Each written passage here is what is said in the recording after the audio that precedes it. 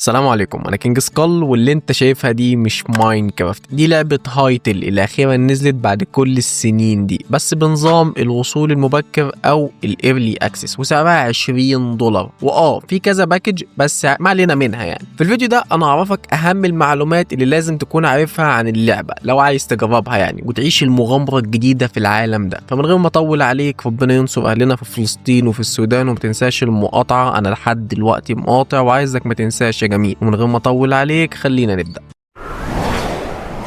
هايتل هي لعبة RPG ساند بوكس اوبن وورلد. تقول لي سكال رجع ورجعت معاه بقى وجع الدماغ، ما تشرح يا عم سكال. اقول لك بكل بساطة شبه ماينكرافت بالظبط، بس الفرق بتركز اكتر من ماينكرافت 1000 مرة على المغامرة ومحاربة الوحوش اللي هو الPvE. يعني تقول لي يعني فيها بناء ومحاربة وحوش وزراعة وكرافت واسلحة وغيره يعني. اقول لك بسم الله ما شاء الله عليك يا جميل، ده انت مش محتاج تشوف الفيديو كده بقى، او لا بهزر لحسن تقفل بجد ولا حاجة. مش عايزك تنسى اللايك والاشتراك. المهم نكمل. هايتل من انتاج استوديو هاي بيكسل، الاستوديو اللي كانت لعبتهم دي عباره عن مود باك في سيرفرات ماينكرافت، لكن قرروا انهم يخلوا لعبتهم عالم منفصل، وبداوا شغل عليه في 18 اكتوبر 2018. واللعبه من اول ما تم الاعلان عنها كان في مستثمرين كتير جدا دفعوا فلوس فيها، واولهم شركه رويد جيم. لكن بعد حوارات كتير حصلت في استوديو هاي بيكسل بسبب انهم لسه استوديو ناشئ وجديد، قررت رويد جيم انها تشتري كل الاسهم في الشركه، وبكده اللعبه تكون في ايد اكبر واقوى شركه من ناحيه الاعلانات في عالم الجيمز. ودي حاجه بعيد يعني عن هايتل، بس بالنسبه لي مفيش في التاريخ اقوى من رويد جيم في القوه الاعلاميه الجباره اللي قدرت تقنع بيه العالم كله ان لعبه زي ليج اوف ليجندز لعبه حلوه. المهم نكمل. عشان في 2025 قررت رويد جيم انها تقفل ملف هايتل وتعلن انها هتوقف الشغل على اللعبه بشكل نهائي، لكن استوديو هاي بيكسل يقرر يرجع يشتري لعبته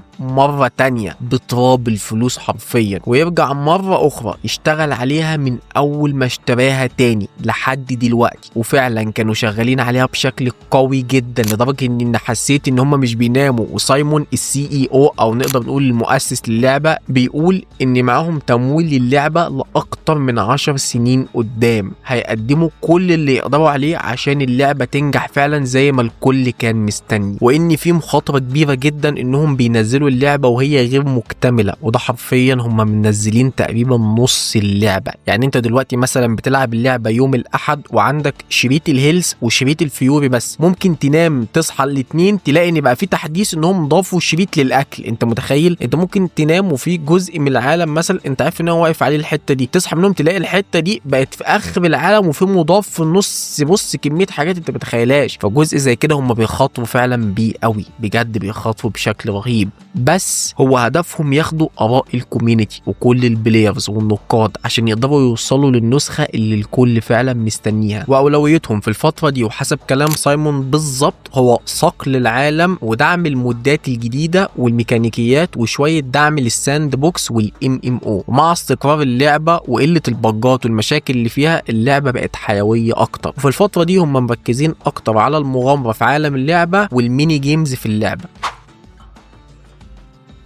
عالم هايتل معروف باسم اوربس، وكان انطلاقه للعبه مع الايرلي اكسس هم نازلين ب4 مناطق بس، كل منطقه اصعب من اللي قبلها. اول منطقه اسمها امبرال جروف، ودي منطقه سهليه وخضراء وجميله شبه نسخه ويندوز XP كده، بس بتتميز بجمال وخضار وكائنات بتتفاعل مع البيئه الخاصه بالمكان العشبي والاخضر والغابات والمستنقعات اللي فيها. والمنطقه الثانيه واللي بعدها اسمها الهولينج ساند، ومن اسمها دي صحراء موحشه وكبيره مليانه اعداء وكائنات بتتفاعل معاك فيها، وحتى الكاركتر بتاعتك بتتفاعل مع الاعداء والمكان، بتتفاعل مع البيئه اللي حواليك اللي انت بتكون متواجد فيها. والمكان ده غير انه صحراء كبيره هو فيه معابد وكهوف عملاقه، وكل المناطق تقريبا فيها كهوف بشكل عام، وكل الكهوف مختلفه عن بعض. يعني مستحيل تدخل مكان زي التاني، ومستحيل تلاقي اصلا كهف شبه التاني نهائي، عشان الكهوف بتتولد بشكل عشوائي على حسب البيئه والمكان اللي انت هتكون فيه في المنطقه. والمنطقه الثالثه اسمها بورا، والمنطقه دي ثلجيه عملاقه مليانه تلج ومرتفعات وقرى وغابات، وفعلا مليانه غابات كتير قوي. كل الكائنات اللي في المنطقه دي بتتفاعل مع البرد سواء بلونهم الابيض او باسلوبهم او اشكالهم. واخر منطقه هي جيفا ستيد لاند، اسمها غريب قوي، وده يبقى النظر بتاع هايتل حرفيا جحيم مدمر وموحش ومليان وحوش قويه جدا وصعب قوي من حيث قصه اللعبه، وكل المخلوقات اللي فيها ضخمه وقويه، وحتى البيئه مش في صالحك خالص، وحتى السطح والكهوف اللي فيها اسوأ من بعض من ناحيه الحمم والدمار والوحوش اللي فيها اساسا. وسايمون قال ان في المستقبل هيكون في 6 مناطق، يعني كده فاضل منطقتين لسه ما شفناهاش، وان شاء الله في المستقبل هيكونوا موجودين، وحاليا هم قيد التطوير. وكمان حسب ما فهمت العناصر والارتفاكتات اللي بنصنع بيها الاسلحه القويه والمعدات والايتمز بنجمعها من العالم والدنجنز، يعني العالم مش اوبن وورلد بس، لا كمان في دنجنز لازم تدخلها وتلعبها عشان تقدر تاخد الايتمز. وطبعا ده معناه ان كل دنجن هتزيد صعوبته على حسب المنطقه اللي انت فيها. صح، للناس اللي مش عارفه يعني ايه دنجن وكده، دنجن ده عباره عن زنزانه او عالم صغير قوي كده بتدخله لمده زمنيه محدده وبتخلص فيه الهدف المطلوب منك، وفي الاغلب بيكون الهدف القضاء على الوحوش اللي جوه والبوس عشان تحصل على صندوق الكنز. وطبعا ده معناه ان هيكون في تنوع في البوسات اللي هم الزعماء يعني والام بي سيز، وكمان بعيدا عن البيومات والمناطق انت تقدر تستكشف العالم كله حتى تحت الميه وتشوف الشعب المرجانيه والكهوف اللي تحت الميه والمخلوقات البحريه، وبرضك بيكون في سفن والمباني الغرقانه. يعني العالم ده بجد جامد قوي. وبشكل عام التقدم في اللعبه والقصه بيكون مرتبط بالمنطقه، واظن واضحه، يعني عايز لوت اكتر واكس بي اكتر لازم تروح المنطقه اللي بعدها والاصعب.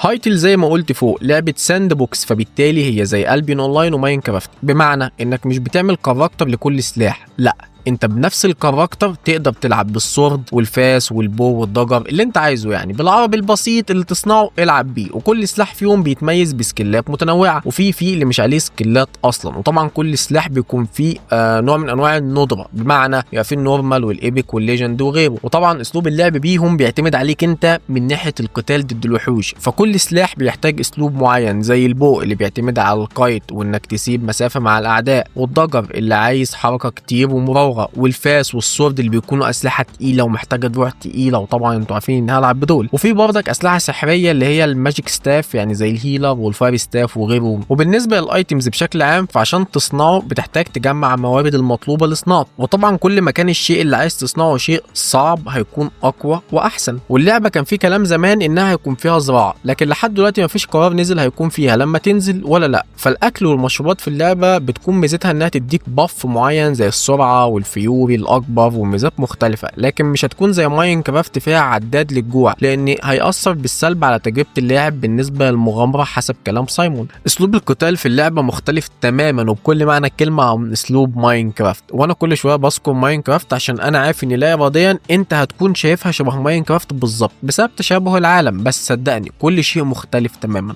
بص تقدر تقول هايتل هي شكل ماينكرافت اللي كلنا نفسنا فيه لو كانت شركه يعني زي شركه مايكروسوفت بتهتم براينا شويه. المهم نكمل. اسلوب اللعبه من ناحيه الحركه والدوج واسلوب القتال في هايتل اكتر حاجه تشبه له هو إلدن رينج، مع حركه الكاميرا اذكى شويه بس، يعني انت نفس اسلوب حركه إلدن رينج، نفس الدوج، نفس اسلوب التحكم بالسلاح، بس حركه الكاميرا اذكى من حركه إلدن رينج. يعني انت فجاه كده مش تبقى ضد البوس فجاه تلاقي نفسك بظهرك، اللي هو ليه هد ظهري البوس، ليه اعمل حاجه زي كده. وطبعا اسلوب القتال بالسورد مش هيكون اللي هو ايه اضغط كليكتين وخلاص، لا الضربه بالسورد مثلا او بالبو او ليها انيميشن، يعني ليها كاست تايم، يعني بدل ما تستنى ثانيه كده زي في ماينكرافت والعته ده، لا انت ليها كاست تايم وليها انيميشن، فبالتالي انت كده الثانيه دي او الجزء من الثانيه ده ان يكن هو وقت قد ايه لا اراديا كده انت بتشوفه قدامك بانيميشن معين فبيتحقق. فهمت الفكره عامله ازاي؟ وطبعا نفس الكلام ده بيكون على الحركه والمشي والدوج وانك تشرب مثلا او تاكل اثناء القتال، بيكون في كاست تايم او انيميشن برضك لحركه الاكل. فلو انت عايز مثلا تاخد بوشن او تاكل حاجه تديك هيل قدام البوس، فانت هتحتاج تهرب منه شويه او تخلي في مسافه بينك وبينه عشان تقدر انك تهيل او تاكل حاجه او تاخد حاجه تديك باف ايا يكن يعني اللي يحصل ساعتها. وطبعا زي ما قلت فوق في انواع كتير جدا من الاكل لكل واحد فيهم باف مختلف، وبرضك البوشن او المشروبات يعني نفس الكلام بس بتكون بشكل اقل من ناحيه التاثير اللي هيحصل عليك بسببها. البناء في هايتل كريتيف زيه زي اي لعبه تديك امكانيه لحاجه زي كده، زي ماينكرافت ونو مانز سكاي، وفي نفس الوقت اللعبه انت تقدر تعدل كل البلوكات بنفسك، اللي هو بلوك باي بلوك يعني. وبرضك اللعبه عامله حسابها للناس اللي ما عندهاش كريتيفيتي زي كده، فمجهزه لك تصميم جاهز حرفيا زي مربعات او اشكال وغيره. ونظام البناء في هايتل اعمق من ماينكرافت شويه بسبب انها فيها تصميم خارجي وداخلي للمبنى، سواء اشكال زينه من بره المبنى زي الخشب والاعشاب والزهور، او من جوه زي الاساس والمطبخ والكراسي والكنب ورفوف الكتب وحاجات يعني اللي هي بتدي مظهر جمالي. بس الاحسن بقى من كل ده انك تقدر تتفاعل معاها. ما اظنش انها تكون كتير قوي، بس اظن انها تكون اضافه كويسه جدا، خصوصا انها لسه قايل لك انك تقدر تتفاعل معاها زي الكراسي وغيره، تقدر تقعد وتقوم وكلام من ده. وده مش كلامي، ده كلامهم على منصه اكس، عشان هم قايلين كده بالنص انهم عندهم فريق كامل عشان يخلق احساس وتفاعل مع العالم، سواء مع المخلوقات او الادوات او الايتمز. وفي كمان نظام السمعه او الفاكشن زي ما انا شايفه مع فصائل اللعبه، لان في اكتر من 100 نوع مختلف من المخلوقات في اللعبه. وما اعرفش الرقم ده اول ما تنزل هيكون موجود اساسا، وهل ده شامل البوصات ولا لا. بس نظام السمعه ده مش هيكون مع كل الفصائل في اللعبه، عشان في فصائل محايده وفي فصائل تانية عدوانيه وفي فصائل تانية لو سمعتك عاليه معاهم هتديك هدايا ومميزات طبعا مع كل الفصائل اللي انت ممكن تنضم لها، وتقدر تتريد معاهم وتبدل معاهم الايتمز والادوات وحتى الاكل والشرب والمخلوقات. كده تقريبا انا قلت معظم او اهم المعلومات اللي لازم تكون عارفها عن اللعبه. بس في شويه حاجات تانية زي انماط اللعب، سواء كرييتيف او ادفنتشر او سرفايفل او هارد كور، وكمان المودات في اللعبه. المودات دي عاملين عليها حوار مش طبيعي على اليوتيوب بجد. انتوا فتحتوا اليوتيوب وكتبتوا بس مودات هايتل، انا لقيت 7000 فيديو نازل في يومين. في يومين كميه فيديوهات رهيبه في يومين. ايه كل ده واللعبه مليانه حاجات؟ يعني انا فعلا مش فاهم ليه كل المودات دي واللعبه اصلا فيها محتوى. طب اصبروا شويه، طب حتى خلصوا اللعبه. بس بشكل عام المودات محتاجه طبعا تجربه، هي والكريتيف مود وغيره، عشان اقدر اوصف حاجه زي كده تجربتها كانت مريحه ولا لا. وفي شويه معلومات تانية زي ان اللعبه مثلا هتنزل امتى على منصات تانية، وهل لما تنزل هنقدر نستلمها ازاي. بس بشكل عام انت لو اشتريت دلوقتي اللعبه هتقدر تستلمها بعد كده من اي منصه تانية مجانا عن طريق كود تفعيل هتستلمه. وبس كده كفايه، انا كده عرفتك كل المعلومات اللي انا عارفها عن لعبه هايتل، وشايفها انها تكون واحده من افضل الجيمز اللي تجربها مع اصحابك، خصوصا ان احنا داخلين ان شاء الله على رمضان، وهتكون جميله قوي في سهرات رمضان وانت بتلعب لعبه زي دي بصراحه يعني، ومبسوط بيها خصوصا في سيرفرات الام ام او. بس اهم حاجه ما تنساش صلاتك وتعمل اشتراك ولايك للفيديو، وحط لي كومنت برايك عشان اقدر استمر وما اقفش تاني ان شاء الله. ويلا يا جميل، اشوفك الفيديو اللي جاي، والى اللقاء.